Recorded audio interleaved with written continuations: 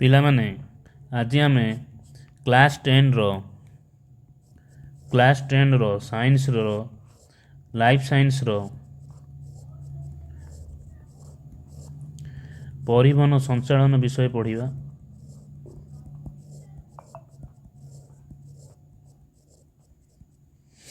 ଦେଖିବା ପରିବହନ ସଞ୍ଚାଳନ ଆମେ ପ୍ରଥମେ ହୃତ୍ପିଣ୍ଡର ଗଠନ ଓ କାର୍ଯ୍ୟ ବିଷୟରେ ଆମେ ପଢ଼ିବା। ମଣିଷ ଶରୀରରେ କେମିତି ହୃତ୍ପିଣ୍ଡ ଗଠନ, କେଉଁ ଜାଗାରେ ଅବସ୍ଥିତ ଅଛି, କେଉଁଠି କାର୍ଯ୍ୟ କରୁଛି, ତାର କେମିତି ଗଠନ କେମିତି କାର୍ଯ୍ୟ, ତା ଉପରେ ଆଜି ଆମେ ସମ୍ୟକ ଧାରଣା ପାଇବା। ମଣିଷର ବକ୍ଷଗହ୍ୱର ମଧ୍ୟସ୍ଥଳରେ ଦୁଇ ଫୁସ୍ଫୁସ୍ ମଝିରେ ମಧ್ಯଚ୍ଛଦାର ଉପରେ ସାମାନ୍ୟ ବାମକୁ କ'ଣ ରହିଛି? ହୃତ୍ପିଣ୍ଡ ରହିଛି। ଲକ୍ଷ୍ୟ କର, ମଣିଷର ବକ୍ଷଗହ୍ୱର ଆମର ରହିଛି ଏଉଠି ଏତିକି। ଏଇଟା କି ଗହ୍ୱର କୁହାଯାଏ? ବକ୍ଷଗହ୍ୱର। ଏ ଜାଗାରେ ଆମର ହୃତ୍ପିଣ୍ଡ ଅଛି। ତାପରେ ଏଇଟାକୁ କୁହାଯାଏ ମଧ୍ୟଚ୍ଛଦା। ଆଉ କ'ଣ କୁହାଯାଏ? ମଧ୍ୟଚ୍ଛଦା। ଆଉ କ'ଣ ନା ଏଇଟାକୁ କୁହାଯାଏ ଉଦର ଗହ୍ୱର। ଉଦର ଗହ୍ୱର। ଆମେ ଯେଉଁଟା ଦେଖାଯାଉଛି ବାମ ପଟ, ସେଇଟା ଡାହାଣ ପଟ, ଏପଟା କି ପଟ? ବାମ ପଟ। ତେଣୁ ଦୁଇ ଏ ଦେଖୁଛନ୍ତି ଏଠି ଗୋଟିଏ ଫୁସ୍ଫୁସ୍, ଏପଟେ ଗୋଟେ ଫୁସ୍ଫୁସ୍। ତେଣୁ ହୃତ୍ପିଣ୍ଡ କେଉଁଠି ଅଛି? ଦୁଇ ଫୁସ୍ଫୁସ୍ ମଝିରେ ମಧ್ಯଚ୍ଛଦାର ଉପରେ ସାମାନ୍ୟ କେଉଁ ପଟକୁ ଅଛି? ଏପଟ କହିଲି ବାମ ପଟ। ଯେଉଁଟା ତୁମକୁ ଡାହାଣ ପଟ ଦେଖାଉଛି ସେଇଟା ତୁମର କ'ଣ? ବାମ ପଟ। ତେଣୁ କ'ଣ ବାମ ପଟରେ ଫୁସ୍ଫୁସ୍ କ'ଣ ହୃତ୍ପିଣ୍ଡ କ'ଣ ଅବସ୍ଥିତ। ଆଉ କ'ଣ ନା ବକ୍ଷଗହ୍ୱର, ଏଇଟା ହେଉଛି ଟୋଟାଲ ପଏଣ୍ଟଟା ହେଉଛି କ'ଣ? ବକ୍ଷଗହ୍ୱର। ତେଣୁ ବକ୍ଷଗହ୍ୱର କେଉଁ ଜାଗାରେ ଅଛି? ମଧ୍ୟସ୍ଥଳରେ ଅବସ୍ଥିତ। ତେଣୁ ଜଣେ ବୟପ୍ରାପ୍ତ ବ୍ୟକ୍ତିର ହୃତ୍ପିଣ୍ଡର ଲମ୍ବ କେତେ ସେଣ୍ଟିମିଟର ହେବା ଦରକାର? 12 ସେଣ୍ଟିମିଟର। କେତେ ସେଣ୍ଟିମିଟର? 12 ସେଣ୍ଟିମିଟର। ଓସାର କେତେ ସେଣ୍ଟିମିଟର? 9 ସେଣ୍ଟିମିଟର। ଓଜନ ପାଏ କେତେ? 250ରୁ 300 ଗ୍ରାମ। ଏହାର ରଙ୍ଗ କ'ଣ? କ'ଣ ମାଟିଆ ଲାଲ। ହେଲା। ହୃତ୍ପିଣ୍ଡର କେତୋଟି ପ୍ରକୋଷ୍ଠ ଅଛି? 4ଟି ପ୍ରକୋଷ୍ଠ ଅଛି। ଉପର ଦୁଇ ପ୍ରକୋଷ୍ଠକୁ ଆମେ କ'ଣ କହନ୍ତି? ଅଳିନ୍ଦ। ଓ ତଳ ଦୁଇ ପ୍ରକୋଷ୍ଠକୁ କ'ଣ କହନ୍ତି? ନୀଳୟ। ଦେଖ ଲେବଲିଂ ହେଇଛି। ତେଣୁ ଏ ଦୁଇଟି ପ୍ରକୋଷ୍ଠ ଉପରେ ଅଛି, ତେଣୁ ହେଲା କ'ଣ? ଅଳିନ୍ଦ। ମୁଁ କହିଥିଲି ଯେଉଁଟା ଡାହାଣ ପଟରେ ସେଇଟା ତୁମର ବାମ, ତେଣୁ ବାମ ଅଳିନ୍ଦ। ଯେଉଁଟା ବାମ ପଟରେ ସେଇଟା ହେଲା ଡାହାଣ, ତ ଆଇଲା କ'ଣ? ଦକ୍ଷିଣ ଅଳିନ୍ଦ। ତ ଦକ୍ଷିଣ ଅଳିନ୍ଦକୁ କ'ଣ ସଂଯୁକ୍ତ କରାହେଇଛି? ମହାଶିରା କ'ଣ? ଉର୍ଦ୍ଧ୍ୱ ମହାଶିରା, ନିମ୍ନ ମହାଶିରା। ଆଉ କ'ଣ? ଦକ୍ଷିଣ ନୀଳୟ ସହିତ ଅଛି ଫୁସ୍ଫୁସୀୟ ଧମନୀ। ତ ବାମ ନୀଳୟ ସହିତ ଅଛି ମହାଧମନୀ, ବାମ ଅଳିନ୍ଦ ସହିତ ଅଛି ଫୁସ୍ଫୁସୀୟ ଶିରା। ତ ଏଥିରୁ ଆମେ ଜାଣିଲେ ଉପର ଦୁଇ ପ୍ରକୋଷ୍ଠକୁ କ'ଣ କୁହାଯାଏ? ଅଳିନ୍ଦ। ତଳ ଦୁଇ ପ୍ରକୋଷ୍ଠକୁ କ'ଣ? ନୀଳୟ। ତେଣୁ ଉପର ଦୁଇ ପ୍ରକୋଷ୍ଠ ଦୁଇ ଭାଗରେ ବିଭକ୍ତ। ଗୋଟେ ଦକ୍ଷିଣ ଅଳିନ୍ଦ, ବାମ ଅଳିନ୍ଦ, ଆଉ ଗୋଟେ ଦକ୍ଷିଣ ନୀଳୟ, ଆଉ କ'ଣ? ବାମ ନୀଳୟ। ମୁଁ ଏବେ ବି କହୁଛି ଯେଉଁ ପଟ ତୁମର ଡାହାଣ ପଟକୁ ଦେଖାଯାଉଛି ସେଟା ହେଲା ତୁମର ବାମ, ଯେଉଁ ପଟ ବାମ ଦେଖାଯାଉଛି ସେପଟ ତୁମର କ'ଣ? ଦକ୍ଷିଣ। ତ ଅଳିନ୍ଦକୁ ଇଂରାଜୀରେ କ'ଣ କୁହାଯାଏ? ଆଟ୍ରିୟମ୍। ଆଉ ନୀଳୟକୁ କ'ଣ କୁହାଯାଏ? ଭେଣ୍ଟ୍ରିକିଲ୍। ହେଲା। ସେଇ କଥା ଦେଖିଛି। ଦକ୍ଷିଣ ଅଳିନ୍ଦ ସହ ଉର୍ଦ୍ଧ୍ୱ ମହାଶିରା ଓ ନିମ୍ନ ମହାଶିରା ସଂଯୁକ୍ତ। ଦକ୍ଷିଣ ନୀଳୟ ସହିତ କ'ଣ? ଫୁସ୍ଫୁସୀୟ ଧମନୀ ସଂଯୁକ୍ତ। ଦେଖିବା ଆଗେ ଏ ବିଷୟରେ ଆମେ ଟିକେ ଭଲରେ ସମ୍ୟକ ଧାରଣା ନେବା, ତାପରେ ଆମେ ଆଗକୁ ଯିବା। ଦେଖ ଆଗେ କେମିତି ହୃତ୍ପିଣ୍ଡର କ'ଣ କାର୍ଯ୍ୟ କ'ଣ ଆମେ ଅଧ୍ୟୟନ କରିବା। ପ୍ରଥମେ ଆମେ ଇନଟେକ୍ ଅଫ୍ ଏୟାର ଯେତେବେଳେ କରାଯାଏ ତା ଦେହରେ ଆମେ କ'ଣ ନେଇଥାଉ? ଅକ୍ସିଜେନ୍ ନେଉ। ତ ଅକ୍ସିଜେନ୍ ରିଚ୍ଟା କେଉଁ ଜାଗାରେ ଥାଏ? ଫୁସ୍ଫୁସ୍ ପାଖରେ ଥାଏ। ତ କ'ଣ ହୁଏ? ଫୁସ୍ଫୁସୀୟ ଶିରା ମଧ୍ୟ ଦେଇ ଫୁସ୍ଫୁସୀୟ କ'ଣ ନେଇକି ଫୁସ୍ଫୁସୀୟ ଶିରା ମଧ୍ୟ ଦେଇ ସେ କେଉଁଠିକି ଏଣ୍ଟର କରିଥାଏ? ତ ଏପଟେ ଆମେ ଦେଖିବା, ଏ ପାର୍ଟ କୁହାଯାଏ କ'ଣ? ଏପଟେ କହିଥିଲି ବାମ ପାର୍ଟ, ଏଇଟା ପ୍ରଥମ ଉପରଟା କ'ଣ କୁହାଯାଏ? ବାମ ଅଳିନ୍ଦ। ଏପଟଟା କ'ଣ କୁହାଯାଏ? ବାମ ନୀଳୟ।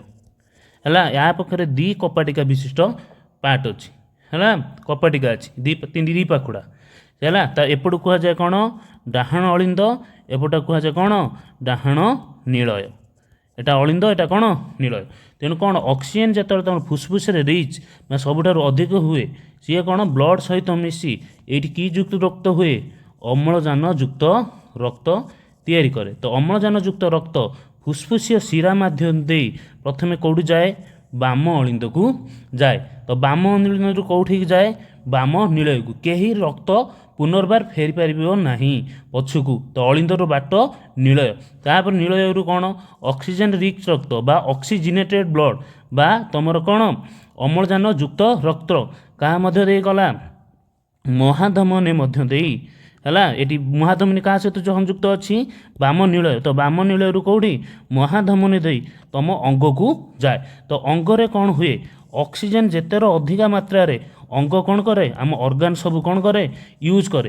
ୟୁଜ୍ କରିସାରିଲା ପରେ ଏଠି ଅକ୍ସିଜେନ୍ର ପରିମାଣ କ'ଣ ହେଇଯାଏ କମିଯାଏ। କମିଗଲା ପରେ ଏଠି କ'ଣ ହୁଏ କାର୍ବନ ଡାଇଅକ୍ସାଇଡ଼ର ପରିମାଣ କ'ଣ ବଢ଼ିଯାଏ। ଫଳରେ କ'ଣ କାର୍ବନ ଡାଇଅକ୍ସାଇଡ଼ କ'ଣ ଊର୍ଦ୍ଧ୍ୱ ମହାସାରା ନିମ୍ନ ମହାସାରା ଦେଇ କାହାକୁ ଯାଆନ୍ତି କ'ଣ ଦକ୍ଷିଣ କେଉଁଠି ଅଳିନ୍ଦକୁ ଯାଇ ତାପରେ 3 ପାଖୁଡ଼ା ବିଶିଷ୍ଟ କପାଟିକା ଦେଇ କ'ଣ ଦକ୍ଷିଣ ନୀଳୟରେ କ'ଣ ନୀଳୟକୁ ଯାଆନ୍ତି। ତାପରେ କ'ଣ ହୁଏ ସେ କାର୍ବନ ଡାଇଅକ୍ସାଇଡ଼ ପୁନର୍ବାର କେଉଁଠିକି ଯାଇଥାଏ ଫୁସଫୁସକୁ ମଧ୍ୟକୁ ଯାଏ। ତ ଫୁସଫୁସରେ ଏଠି କ'ଣ ହୁଏ ବିଶୁଦ୍ଧିକରଣ ହେଇ ସେ କ'ଣ ଅକ୍ସିଜେନଟା କ'ଣ ହେଇଯାଏ ବାହାରକୁ ଯାଇଥାଏ।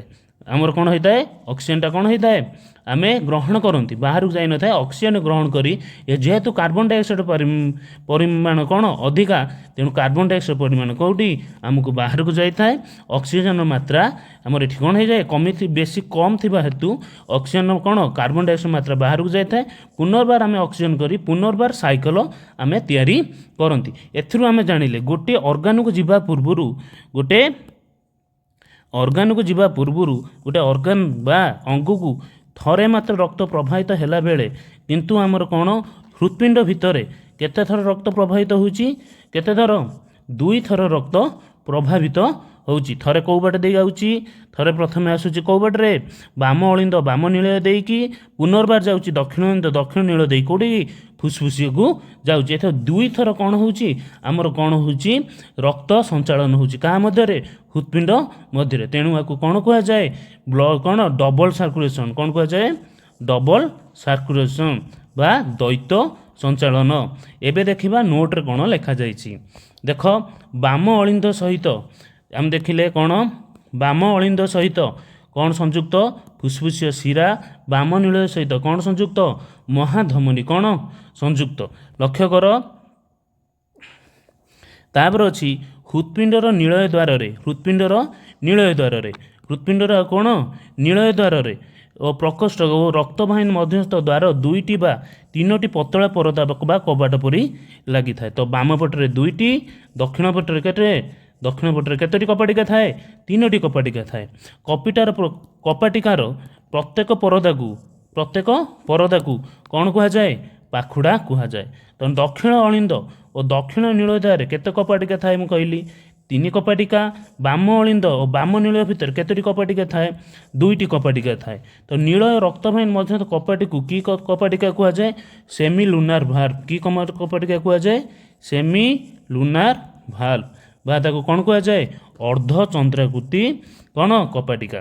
ତେଣୁ ଅଳିନ୍ଦ ଓ ନୀଳୟ ମଧ୍ୟସ୍ଥ କପାଟିକା ନୀଳୟ ଆଡ଼କୁ ଲକ୍ଷ୍ୟ କର। ଅଳିନ୍ଦ କେଉଁଠି ଅଛି ଏ ଜାଗାରେ ଅଛି ଅଳିନ୍ଦ ଏଇଟା ଅଳିନ୍ଦ ଆଉ ଏଇଟା କ'ଣ ହେଉଛି ନୀଳୟ। ତ କପାଟିକା ସବୁବେଳେ ଅଳିନ୍ଦରୁ କେଉଁଠି ଆଗକୁ ଯାଉଛି ନୀଳୟ ଆଡ଼କୁ ଗତି କରୁଛି ହେଲା। ଏପଟେ ବି କ'ଣ ଅଳିନ୍ଦରୁ କୁଆଡ଼େ ଯାଉଛି ନୀଳୟ ଆଡ଼କୁ ଗତି କରୁଛି ହେଲା। ସେଇ କଥା ସେ ଲେଖା ହେଇଛି ନୀଳୟ ଆଡ଼କୁ ଏବଂ ନୀଳୟ ରକ୍ତବାହିନୀ ମଧ୍ୟସ୍ଥ କପାଟେ ରକ୍ତବାହିନୀ ଆଡ଼କୁ ଖୋଲିପାରେ। ତେଣୁ ରକ୍ତଟା କେବଳ ଗୋଟିଏ ଦିଗରେ ହିଁ ପ୍ରଭାବିତ ହୋଇଥାଏ। ତ ହେଲା କପାଟିକା ବନ୍ଦ ହୋଇଗଲେ ରକ୍ତ ସେହି ବାଟେ କ'ଣ ହୁଏ ପଛକୁ ଫେରିପାରେ ନାହିଁ। ହୃତ୍ପିଣ୍ଡରେ ଆମେ ଜାଣିଛନ୍ତି କେତୋଟି ପ୍ରକୋଷ୍ଠ 4ଟି ପ୍ରକୋଷ୍ଠ ମଧ୍ୟରୁ ବାମ ନୀଳୟଟା କି ନୀଳୟ ବାମ ନୀଳୟ ହେଉଛି କ'ଣ ଅଧିକ ଦକ୍ଷ। ଏହା ପରୀକ୍ଷାରେ ପଚାରେ କେଉଁ ପ୍ରକୋଷ୍ଠଟି ସବୁଠାରୁ ଅଧିକ ଦକ୍ଷ ମନେ ରଖିବ ବାମ ନୀଳୟ ହେଲା। ତେଣୁ ଅଧିକ ମୋଟା କାରଣ ବାମ ପଟରେ ନୀଳୟ କ'ଣ ହେଲେ ସଂକୋଚନ ହେଲେ ଅମ୍ଳଜାନ ଯୁକ୍ତ ରକ୍ତ କେଉଁଠି ମହାଧମନୀ ମଧ୍ୟ ଦେଇ। ତ ଅମ୍ଳଜାନ ଯୁକ୍ତ ରକ୍ତ ଲକ୍ଷ୍ୟ କର କେଉଁଠି ଅଛି ଅମ୍ଳଜାନ ଯୁକ୍ତ ଏଇପଟେ ଆସିଥିଲେ ମୁଁ କହିଥିଲି ଅକ୍ସିଜେନ୍ ଏଇପଟେ ରିଚ୍ କଲା ପରେ ଆମର ଏଇପଟେ ଯାଏ। ତ ଏଇପଟେ ହେଲେ କ'ଣ ବାମ ନୀଳୟ। ତ ଅମ୍ଳଜାନ ଯୁକ୍ତ କାହା ମଧ୍ୟ ଦେଇ ଯାଉଛି ମହାଧମନୀ ଦେଇ ତ ଅଙ୍ଗ ପ୍ରତ୍ୟେକ ପାଖକୁ ଯାଇଥାଏ।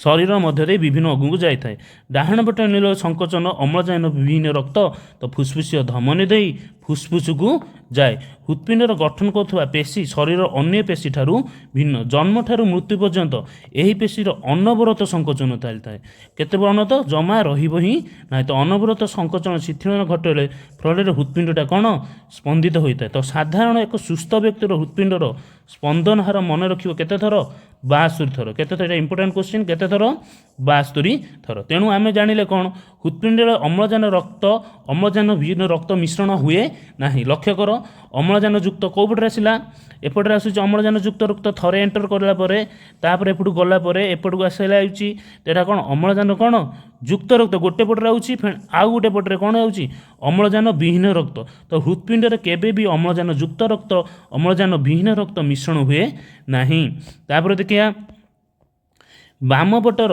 अलिंद और नीलय मध्य जो अम्लजान युक्त रक्त प्रवाहित होगा बेले मुझे बुझे देखीदेव आउ थे दक्षिण पट अलिंद दे अम्लजान विहीन रक्त प्रवाहित होते शरीर कौन को थे रक्त पहुँचला बेलू ताहा दुई थर हृत्पिंड दे प्रवाहित होता है ए प्रकार रक्त संचालन को आम कौन कह जाए द्वैत संचालन तो हृत्पिंडर द्वैत संचालन बा डबल सर्कुलेशन कौन कह जाए डबल सर्कुलेशन तो आजिर एतिकी हृत्पिंडर गठन और कार्य विषय पढ़िले जदि तुमको कहीं बुझीपारि नथिबो ताहले कमेंट सेक्शन में जनइब जे जदि बुझी तो लाइक एंड कौन करिवो सब्सक्राइब करिवो।